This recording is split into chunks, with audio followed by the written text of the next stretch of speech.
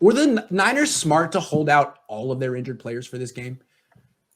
Because you could argue it's kind of a must-win game, and if they lose to the Giants, they're going to have to run the table the rest of the way. I mean, were they smart to play it a little conservatively here? I think it's – oh, go ahead, Leo. I got confused, so I thought it was me. No, you go ahead. Okay. Leo.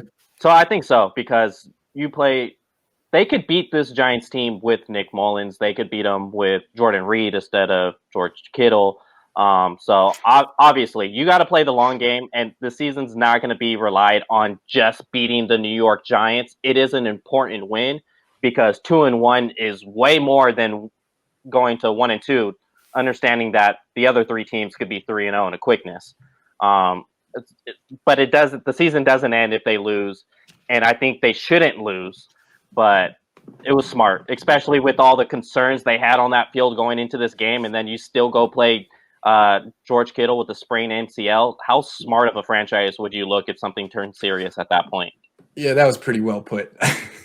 Yeah, it's hard to argue with that. Okay, what's up, Maverick?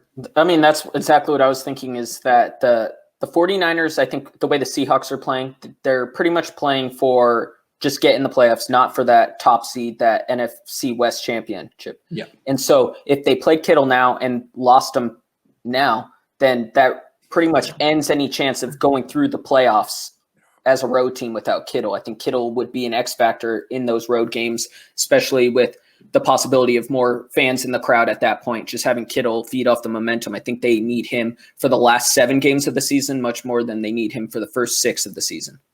Okay. I agree. Just looking at coming up right now, this would be an easy game to be like, if things go south and the Niners lose to the Giants, in hindsight wise, you'd be like, oh, they should have started Kittle. But looking at things right now without knowing the outcome, it's absolutely the right decision to hold out Garoppolo, hold out Kittle, all these guys that could have played if it was a playoff game, and just kind of err on the side of caution, just for the same reason that Maverick's talking about. It's more important for them to be healthy down the stretch when the games really matter, opposed to this week 3 matchup against the Giants, because even holding them out, there's a reason why the 49ers are still favored by Las Vegas to win this game. It's because the consensus is that the 49ers are a better team despite all the injuries. So it's a 100% the right move.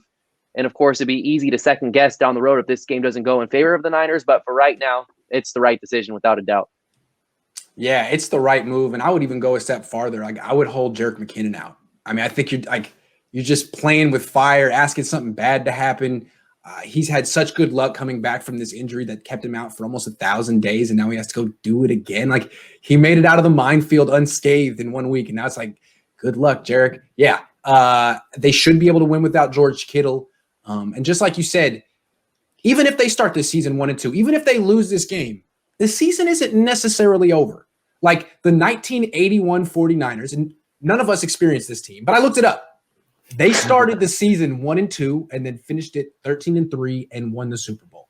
So yeah, if the Niners the season 1-2, the season isn't over. They probably have to run the table kind of. And if any team could do it, it's probably them, even without Nick Bosa.